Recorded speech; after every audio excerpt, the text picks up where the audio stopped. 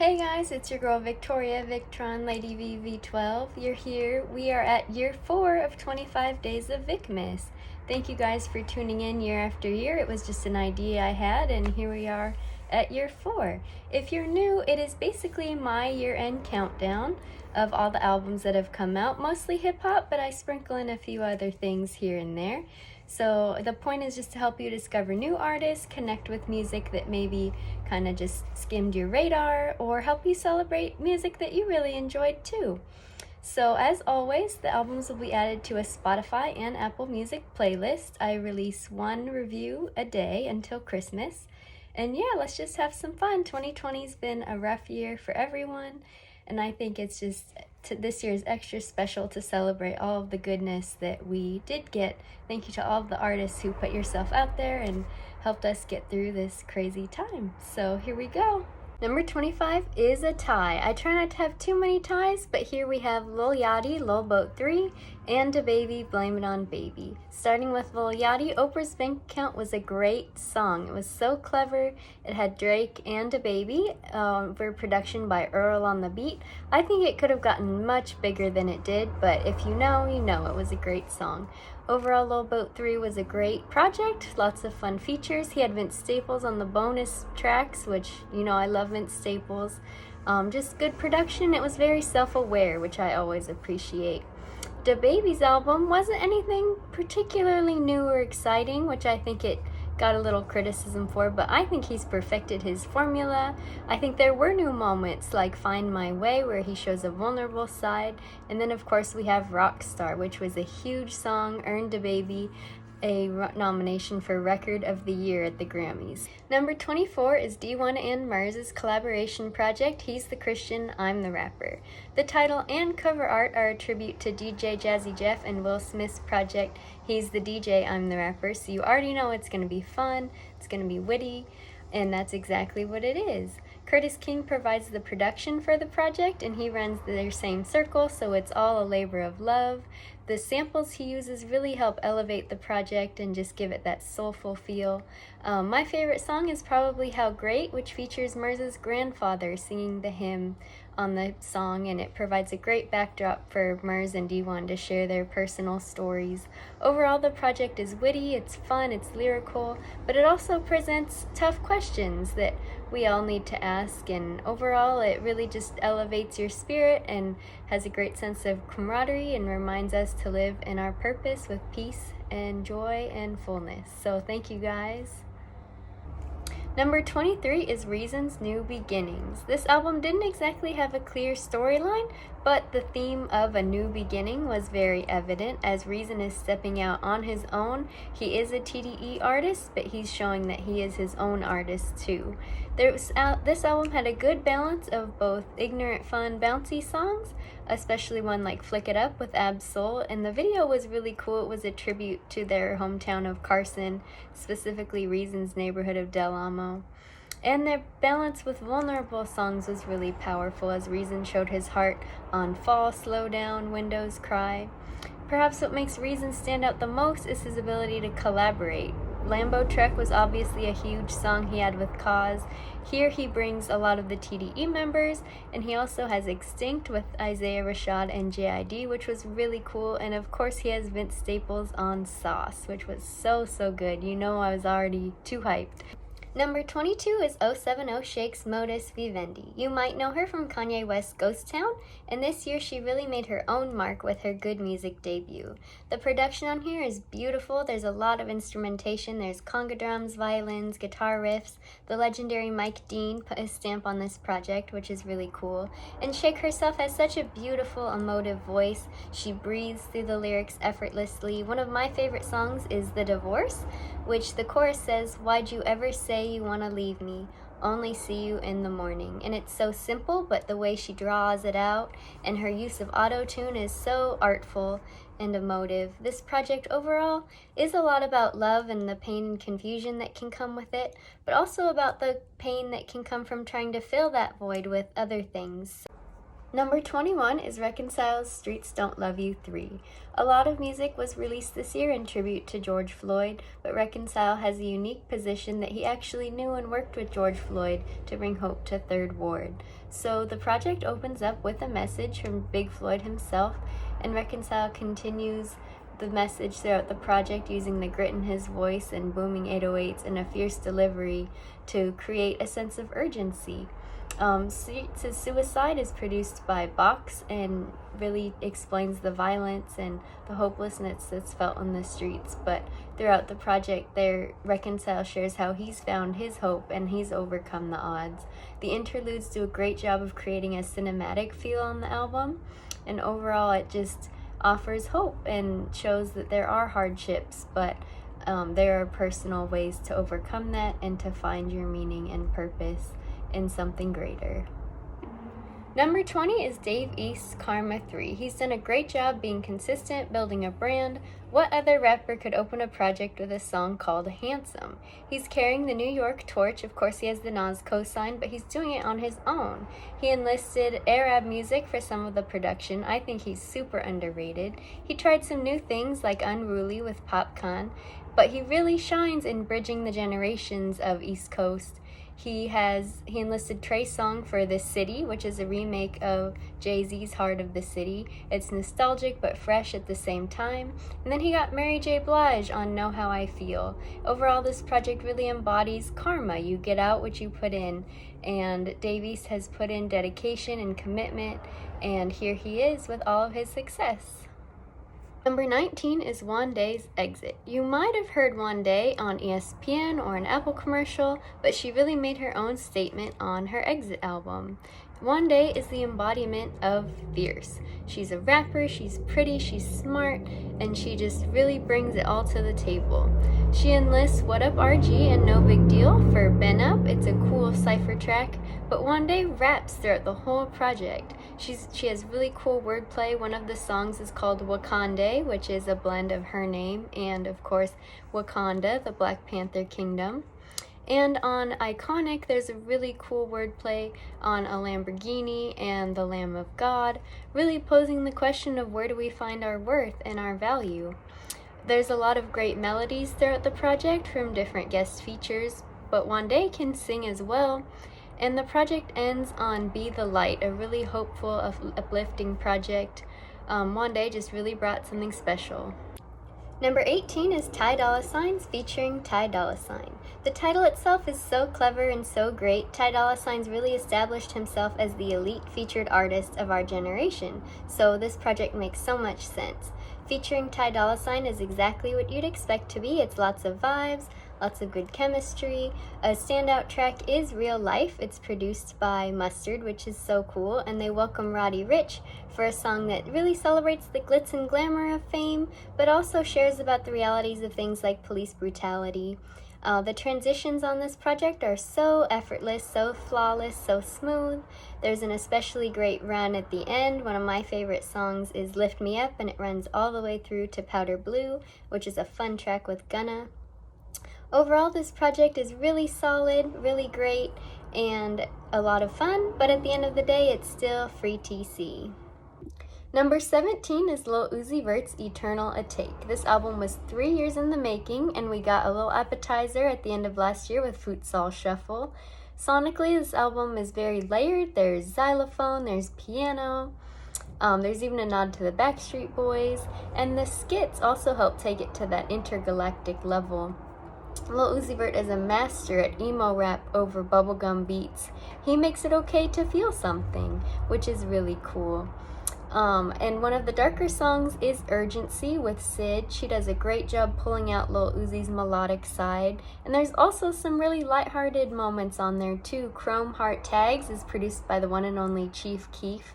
And there's just other elements of trap and gospel, and this album's just a big conglomeration of goodness.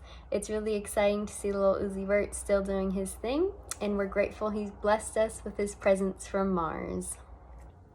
Number 16 is Lecrae's Restoration. Lecrae is a chameleon, and it's been great to see throughout his career how he's been so aware of different rap trends, how he makes them his own, and how he infuses his message of hope. Set Me Free is a really cool track on here. It samples Mary Mary's Shackles and enlists YK Osiris for the hook. Wheels Up is really fun with Marky Bassy. It's very ethereal and uplifting, and Lecrae's flows go crazy. And then we have songs like Deep End, which is very haunting, and Drown with John Legend, which is deep and reflective. Then we have Saturday Night, which is a dancey track with a thoughtful message. Shout out Mez with the writing credit. And it leads so gracefully into Sunday Morning with Kirk Franklin. If you know anything about Lecrae's career and how he's battled different stereotypes, it's really powerful to see him celebrate what he stands for here on this track. Number 15 is Lyric Jones, Closer Than They Appear. This album gets its theme from the warning label we see on our side view mirrors, and it's really cool to see how Lyric applies that to her life and her music. One of the biggest ways this theme has played out is having Fonte executive produce the project, so it was neat how Lyric's dream of working with her favorite rapper was closer than it appeared. This project is very vulnerable as she explores life as a Black woman living in quarantine 2020. Face to Face is a really powerful track. There's a lot of soulful elements on here, like the sample on Want to Say, and Rod Digga did the ad-libs. There's a funky fun song with Vicmas called Show You How, and Lyric shows how she is a rapper. She goes toe-to-toe with Little Brother, both Big Pooh and Fonte. On Cruisin', her wordplay is elite, and overall this project is really relatable but also timeless. Number 14 is Nana's Save Yourself. Nana's really becoming a lead voice for the Crenshaw district. The city of Los Angeles was in a lot of pain this year, still recovering from the death of Nipsey Hussle and of course experiencing the loss of Kobe Bryant. But Nana really explores the day-to-day pain that this community goes through. There's a lot of duality on the project, from Heaven and Hennessy. LA Times with Reason is a powerful song that shows two sides of life in the streets. Nana is not afraid to admit, yeah, we glorify things like beautiful women, fast cars. New Benz is a really fun, bouncy song. But as the project progresses, Nana gets more reflective. Come and Go seems to be a turning point, and then Running is really beautiful and reflective. And then that leads into the title track, Save Yourself, which Nana shares personal stories and shows how no one's ever too far to be saved. Number 13 is Nas, King's Disease. There was a lot of uncertainty in 2020, but one thing we could count on was Nas delivering a solid project. The album is fresh, but also stays true to Nas's New York roots. We can thank Hit Boy for executive producing the project.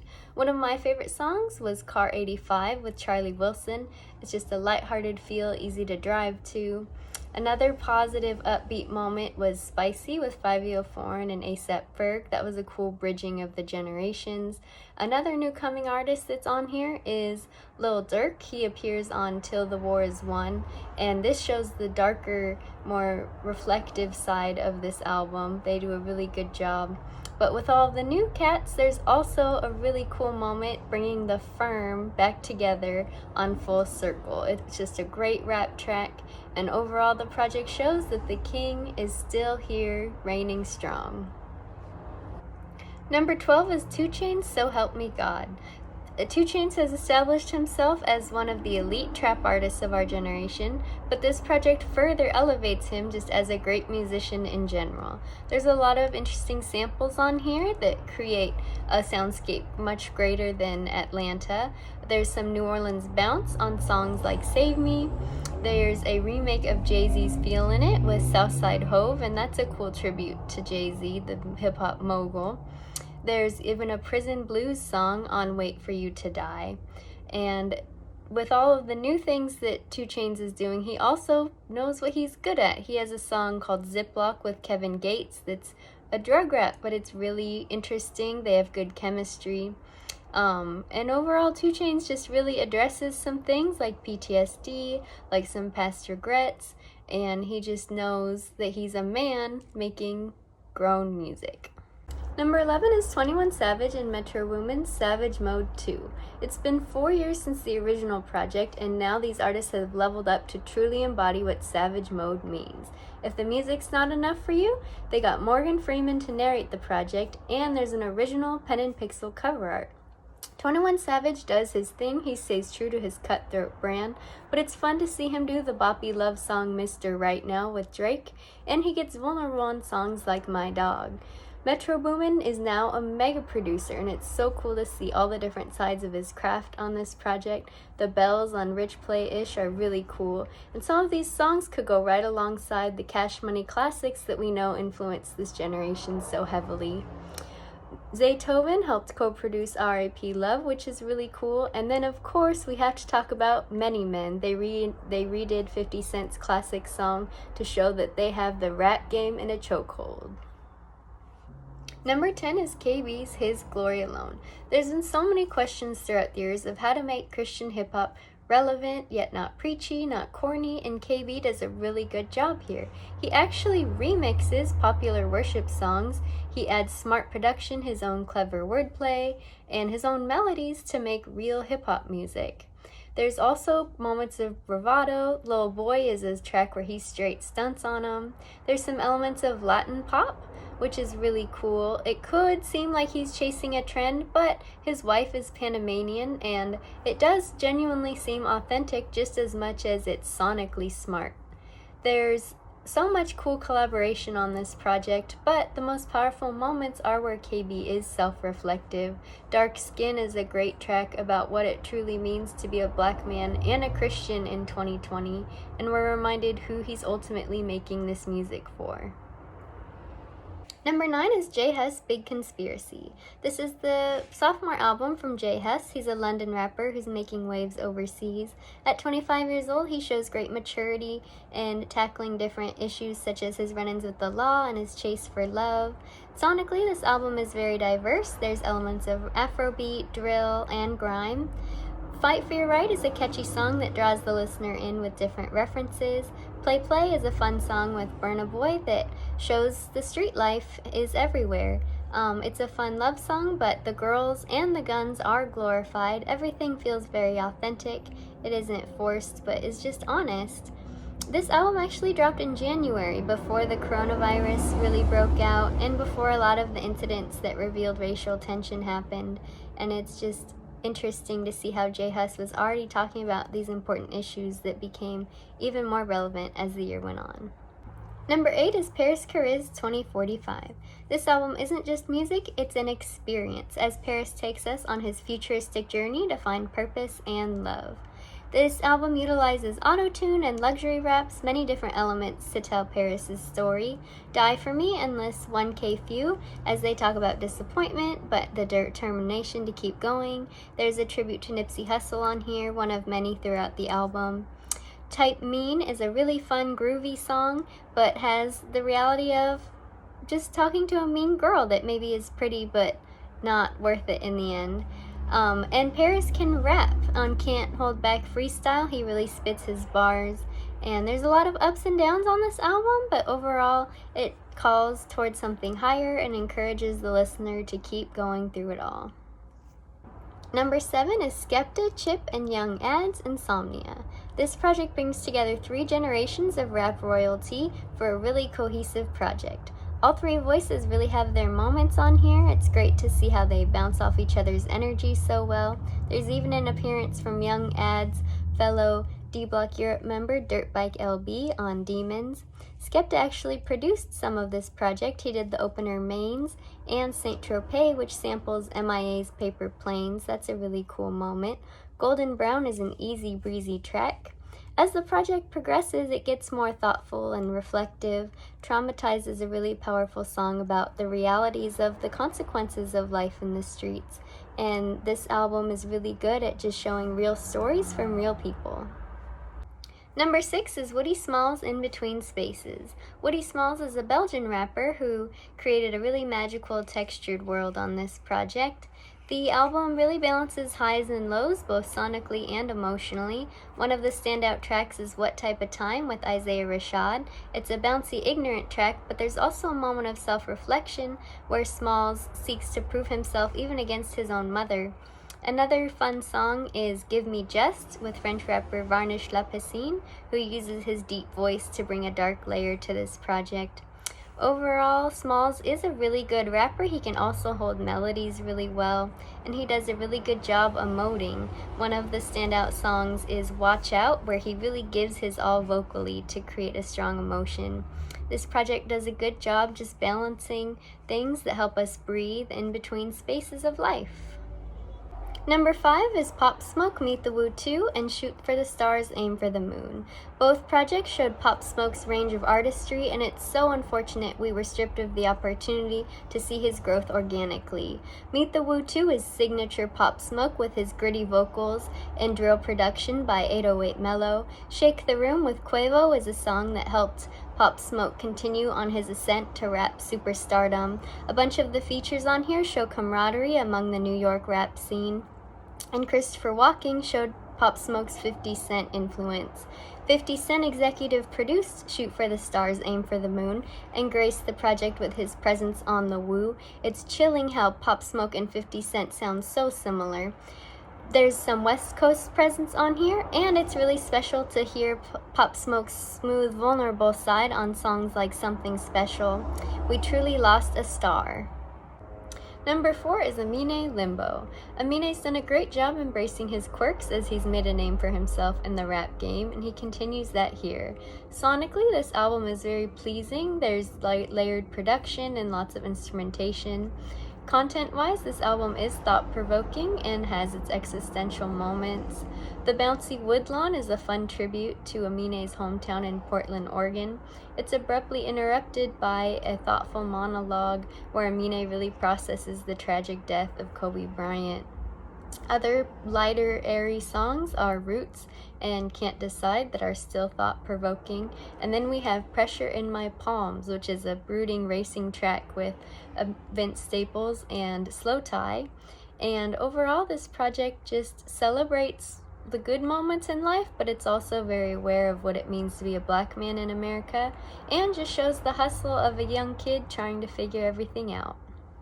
Number 3 is D-Smoke, Black Habits. This album is everything you would want in a good hip-hop project: lyrical storytelling, solid production, a little bit of bravado. Gaspar Yanga brings us right into the heart of LA, where D-Smoke's grabbing a Roscoe's waffle, he's spitting alongside Snoop Dogg. The Spanish sprinkled throughout the project creates a sense of unity and really represents his city. The skits help create a narrative and really puts the emphasis on family.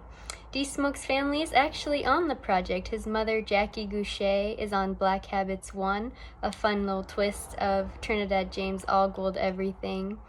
And both his brothers are on the project as well. One of my favorite tracks is Closer to God with Sir, and it's just really calling to that higher power.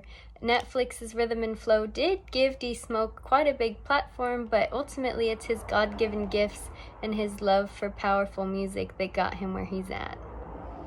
Number 2 is Vic Mensa V-Tape. Vic Mensa is back. This was a surprise release. It was so great to hear 7 tracks of Vic Mensa doing what we know and love from him. He's rapping, he weaves luxury raps with pop culture references, and of course a message of social justice. Vendetta and Machiavelli, he's spitting really fiercely. X Games is a moody love song with Snow Allegra that shows his desire for relationship, not just superficial rap accolades.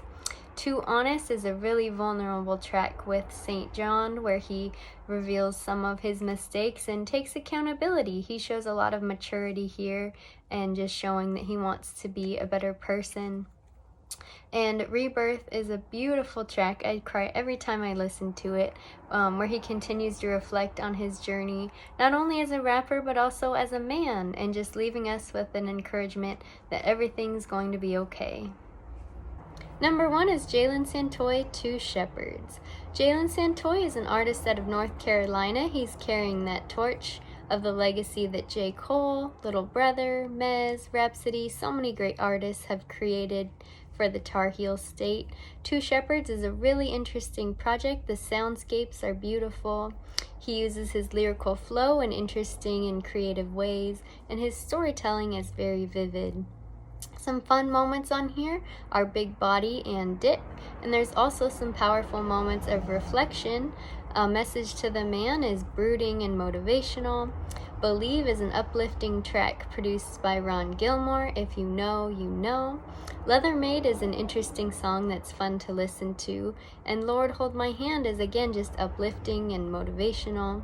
Foreplay closes the project. It's Jalen's first song he ever recorded, so it's powerful to think of what he can do from here.